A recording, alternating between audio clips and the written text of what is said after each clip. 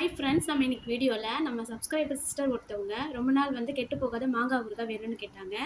அதனால இந்த வீடியோவில் ஊறுகாய் செய்ய போகிறேன். என்னோட சேனலை ஃபஸ்ட் டைம் பார்க்குறவங்களா இருந்தால் சப்ஸ்கிரைப் பண்ணிவிடுங்க, கூடவே பெல் பட்டனையும் கிளிக் பண்ணிவிடுங்க. இப்போது நான் புளிப்பு மாங்காய் 2 எடுத்திருக்கேன். நீங்கள் கிளிமுக்கு மாங்காய் எந்த மாங்காய் புளிப்பாக எடுத்துக்கோங்க, அது காயாக பார்த்து எடுத்துக்கணும், பழுத்தது வேண்டாம். இப்போது ஒரு பாத்திரத்தில் தண்ணி எடுத்துகிட்டு இப்போ நம்ம வச்சுருக்கோம்ல அந்த மாங்காவோட காம்பை மட்டும் கட் பண்ணிடணும்.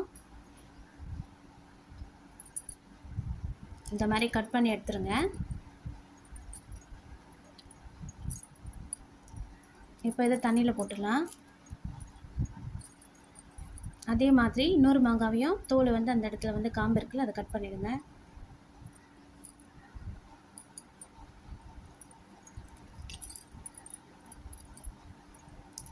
இப்போ 2 மாங்காவையும் நம்ம கழுவி எடுத்துக்கலாம். இந்த மாதிரி கழுவிக்கோங்க.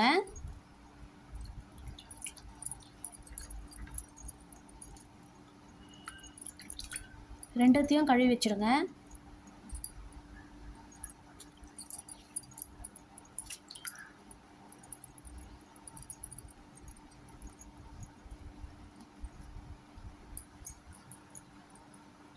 இப்போ நான் மாங்காய் கழுவிட்டேங்க. நீங்கள் நல்லா கழுவிட்டு எடுத்துக்கோங்க.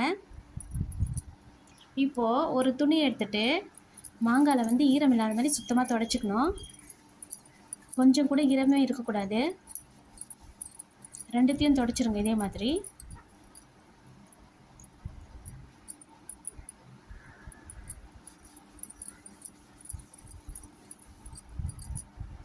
இப்போ நான் துடைச்சி எடுத்துட்டேங்க. இதில் கொஞ்சம் தண்ணி கூட இருக்கக்கூடாது, அந்த மாதிரி ரெடி பண்ணிக்கணும். நான் சொல்கிற இன்ஸை நீங்கள் கரெக்டாக ஃபாலோ பண்ணுங்கள். அதில் கொஞ்சம் ஈரம் இருந்தால் கூட ஊறுகாய் கெட்டு போயிடும்.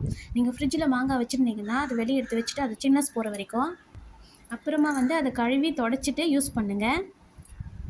இல்லைனா ஈரம் புத்த மாதிரி ஆகிடும், ஊறுகாய் கெட்டு போயிடும். இப்போது நம்ம துடைச்ச மாங்காய் தோலை ரிமூவ் பண்ணாமல் அப்படியே கட் பண்ணணும். வாங்க கட் பண்ணலாம்.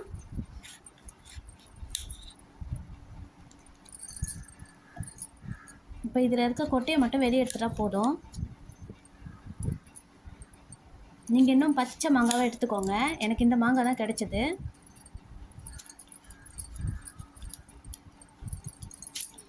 கொஞ்சம் பார்த்து கட் பண்ணோம், கையில் படாத மாதிரி கத்தியை.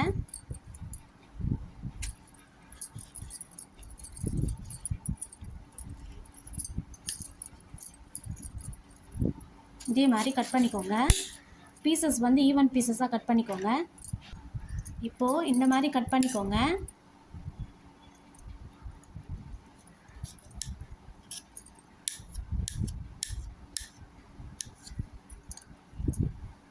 கொஞ்சம் சின்ன பீஸாகவே போட்டுக்கோங்க.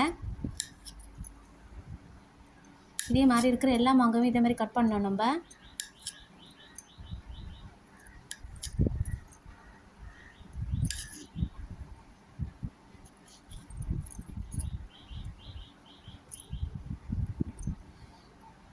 நான் கொஞ்சம் கட் பண்ணிவிட்டு காட்டுறேன்.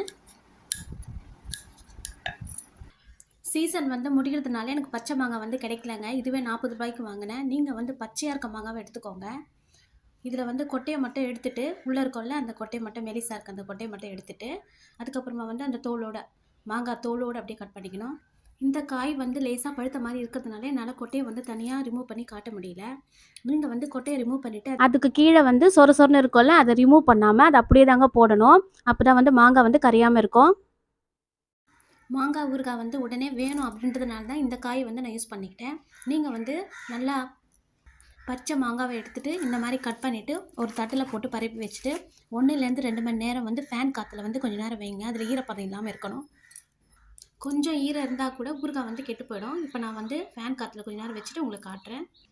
நான் இன்ஸ்டண்ட்டாக ஊறுகாய் ரெடி பண்ணுறதுனால என்னால் காய வைக்க முடியல. ஈரம் கொஞ்சம் கூட மாங்காயில் இருக்காமல் பார்த்துக்கணும். கொஞ்சம் இருந்தால் கூட ஊறுகாய் கெட்டு போயிடும். ஊறுகாய் ரெடி பண்ணுறதுக்கு மண் சட்டி, கண்ணாடி பாத்திரம், பீங்காய் பாத்திரம் எடுத்துக்கோங்க. எவர் சில்வர் பாத்திரமோ அலுமினியம் பாத்திரமும் வேண்டாங்க. அது யூஸ் பண்ணிங்கன்னா பாத்திரம் வேஸ்ட்டாக போயிடும். நான் மண் பாத்திரம் எடுத்துருக்கேங்க. இப்போ நம்ம கட் பண்ணி வச்ச மாங்காய் அதில் போட்டுடலாம். பாத்திரம் ட்ரையாக இருக்கணுங்க. ஒரு சொட்டு ஈரம் கூட இல்லாமல் நல்லா துடைச்சி வச்சுருக்கணும். இப்போ இதில் மாங்காய் சேர்த்துடலாம். இப்போது நான் வந்து ஒரு கரண்டி அளவுக்கு உப்பு வந்து கல்லுப்பு வந்து சேர்த்துக்கிறேன். நீங்கள் வந்து எந்த உப்பாக இருந்தாலும் சேர்த்துக்கோங்க. சால்ட் உப்பு சேர்த்துக்கிற மாதிரி இருந்தாலும் அதை வந்து நல்லா வந்து இதே மாதிரி தூள் பண்ணி வச்சுட்டு இதே கரண்டி அளவில் சேர்த்துக்கோங்க. உப்பு வந்து கூடுதலாகவே இருந்தால் தாங்க ஊறுகாய் வந்து கெட்டு போகாது. அப்போ தான் நிறைய நாள் வந்து வச்சுக்க முடியும். இப்போது இதை வந்து இப்படி குளிக்கணுங்க. நான் மண் பாத்திரம் அப்படின்றதுனால கரண்டி வச்சு கலரிக்கிறேன். இப்போது எல்லா பக்கமும் வந்து அந்த உப்பு படுற மாதிரி லேசாக கலரி விட்டுடுங்க. எல்லா மாங்காயும் எடுத்து திருப்பி போட்டுக்கோங்க. உப்பு வந்து கல்லுப்பு தாங்க ரொம்ப பெஸ்ட்டு. நீங்கள் வந்து உப்பு காரம் வந்து உங்களுக்கு ஏற்ற மாதிரி தான் போட்டுக்கணும் எப்போவுமே ஊறுகாய் பண்ணப்போ. இப்போ உப்பு வந்து நான் வந்து இப்போ வந்து கிளறி விட்டுட்டேங்க. இப்போ பிகினர்ஸாக இருந்தீங்கன்னா ஃபஸ்ட்டு நீங்கள் செய்ய போகிறீங்கன்னா ஒரு ஈரம் இல்லாத ஒரு சின்ன ஸ்பூனை வச்சு அந்த உப்பு வந்து செக் பண்ணிக்கோங்க. உப்பு வந்து நல்லா தூக்கலாக இருக்கணும். இப்போ வந்து இது நல்லா கிளறிட்டு நம்ம வந்து தட்டு போட்டு 1 hour வந்து அதை அப்படியே மூடி வச்சுட்டு போகிறோம். ஏன்னா வந்து அதில் இருக்க தண்ணி வந்து மாங்காய் தண்ணியெலாம் வெளியே வரணும். அதை விட்டுட்டு இப்போது வெறும் கடாயில் வந்து எண்ணெய் ஊற்றாமல் அதில் வந்து 1 ஸ்பூன் அளவுக்கு வெந்தயம், 3 ஸ்பூன் அளவு கடுகு வந்து சேர்த்துக்க போகிறேன். 1 ஸ்பூன் அளவுக்கு வெந்தயம் வந்து சேர்த்துட்டேங்க. இப்போ வந்து கடுகு வந்து சேர்த்துக்கலாம். ரெண்டுத்தையும் வந்து லேசான சூட்டில் ஃப்ரை பண்ணி எடுத்துக்கோங்க. இது வந்து நல்லா பொரிஞ்சு வரணும். லேசாக செவந்தா போதும், ரொம்ப வந்து கருத்து போகக்கூடாது. இது இந்த மாதிரி வறுத்துட்டு நம்ம வந்து மிக்சியில் வந்து ஆற வச்சுட்டு பவுடர் பண்ணணும். இல்லைன்னா வந்து ஏதாவது ஒரு கல்லில் போட்டு கூட இடித்து எடுத்துக்கலாம். நான் ஃப்ரை பண்ணிவிட்டு காட்டுறேன். இப்போ பாருங்கள் பொரிய ஆரம்பிச்சிச்சு. இந்த மாதிரி அப்படியே பொரிஞ்சிட்டே இருக்கணும். கொஞ்ச நேரம் கழித்து இதை வறுத்து பவுடர் பண்ணிடலாம். இப்போ வந்து நம்ம ரெடி பண்ணி வச்ச மாங்காயில் வந்து தண்ணி வந்து லேசாக விட்டுருக்குங்க, நல்லா விட்டுருக்கு. நீங்கள் வந்து ரொம்ப நேரம் வச்சுக்கோங்க. நான் இன்ஸ்டண்ட்டாக பண்ணுறதுனால டக்குன்னு பண்ணிடுறேன். இப்போ இதில் வந்து 1/4 டீஸ்பூன் அளவுக்கு மஞ்சள்தூள் வந்து சேர்த்துக்கலாம்.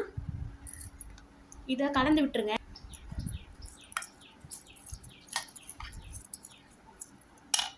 ஊறுகாய்க்கு வந்து நல்லெண்ணெய் தாங்க யூஸ் பண்ணோம். இப்போ வந்து 2 ஸ்பூன் அளவுக்கு நல்லெண்ணெய் வந்து இதில் நான் சேர்த்துக்கிறேன். நல்லெண்ணெய் எதுக்கு இப்போ சேர்க்குறேன்னா வந்து நல்லா கோட் ஆகும், அதுக்காக தான் சேர்த்துக்கிறேன். இப்போது நல்லா இதை வந்து கலந்து விட்டுடலாம், எல்லா பக்கமும் படுற மாதிரி.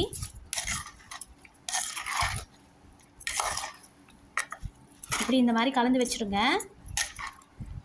நம்ம ஏற்கனவே பவுடர் ரெடி பண்ணோம்ல, அதை வந்து இதில் சேர்த்துக்கணும். இப்போ வந்து நம்ம ரெடி பண்ணி வச்ச இந்த பவுடரை வந்து இதில் சேர்த்துக்கலாம். இந்த பவுடர் கூடவே நான் வந்து வெறும் சட்டியில் வந்து கொஞ்சம் கட்டி பெருங்காயம் வறுத்துட்டு இடிச்சிட்டு இதில் சேர்த்துட்டேன். அதையும் வந்து மிக்சியில் போட்டு அரைச்சி எடுத்துகிட்டு வந்துட்டேன். நீங்கள் வந்து பாத்திரமாக இருக்கட்டும், கரண்டியாக இருக்கட்டும், சட்டியாக இருக்கட்டும், இல்லை ஜாராக இருக்கட்டும், எதுவாக இருந்தாலும் ஈரம் இல்லாத மாதிரி பார்த்துக்கணும். இல்லைன்னா ஊறுகாய் வந்து கெட்டு போயிடும். இப்போ இதை வந்து நல்லா கலந்து விட்டுருங்க.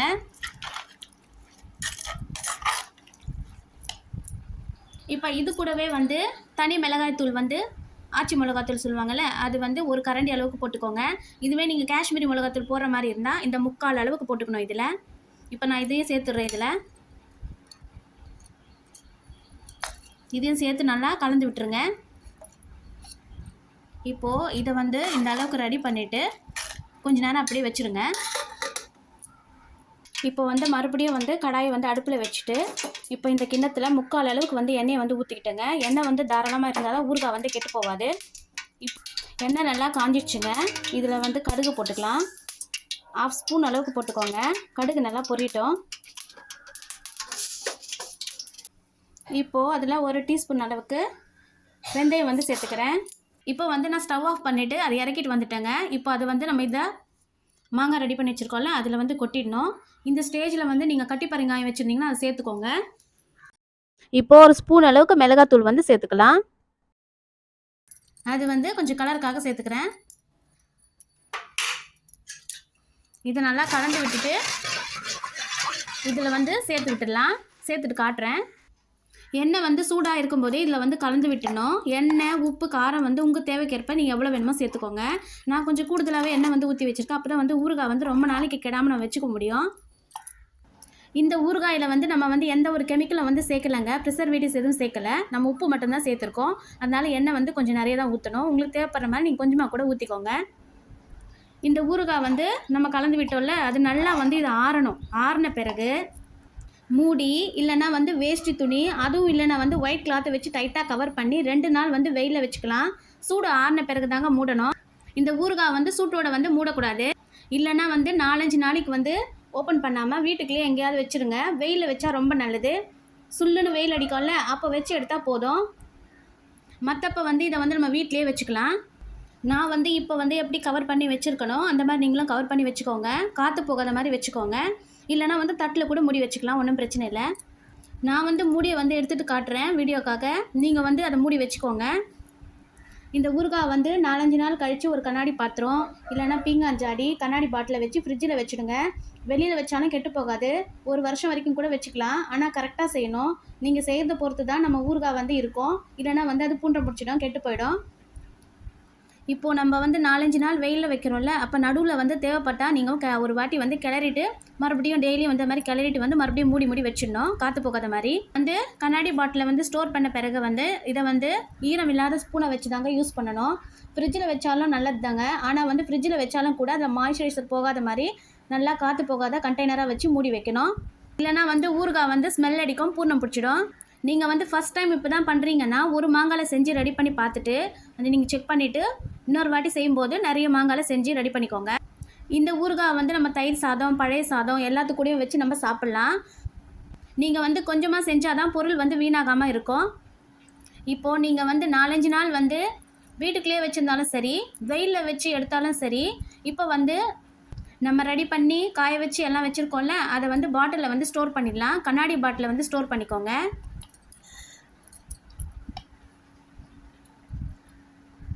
கண்ணாடி பாட்டிலில் வந்து ஸ்டோர் பண்ணாதான் வாங்க ரொம்ப நாள் வந்து கெடாமல் இருக்கும். நீங்கள் பிளாஸ்டிக்லாம் யூஸ் பண்ணாதீங்க. பிளாஸ்டிக் உடம்புக்கு நல்லது கிடையாது. மண் சட்டி அதுலேருந்து நான் இதில் வந்து கண்ணாடி பாத்திரத்தில் மாற்றுறேன். இல்லைனா வந்து பீங்கான் ஜாடியில் வச்சுக்கோங்க. மண் சட்டியில் வச்சா கூட டைட்டாக மூடணும், அதை மூட முடியாது நம்மளால். அதனால் நீங்கள் கண்ணாடி பாட்டிலில் நல்லா வந்து ஸ்டோர் பண்ணி வச்சுக்கோங்க. ஊறுகாய் வந்து நீங்கள் எப்பப்போ எடுக்கிறீங்களோ அப்போ வந்து ஈரம் இல்லாத ஸ்பூன் தாங்க யூஸ் பண்ணோம். மறுபடியும் சொல்கிறேன். இல்லைனா வந்து ஊறுகாய் வந்து கெட்டு போயிடும். அதே மாதிரி உங்களுக்கு தேவைப்பட்ட ஊறுகாய் வந்து ஒரு கிண்ணத்தில் எடுத்து வச்சுட்டு உடனே வந்து அதை டைட்டாக மூடிடுங்க. மூடிட்டு மறுபடியும் எடுத்து யூஸ் பண்ணிக்கோங்க. நான் வந்து இன்ஸ்டன்ட் ஊறுகாய் செய்கிறதுனால நான் டக்குன்னு அதில் வந்து மாற்றிட்டேங்க.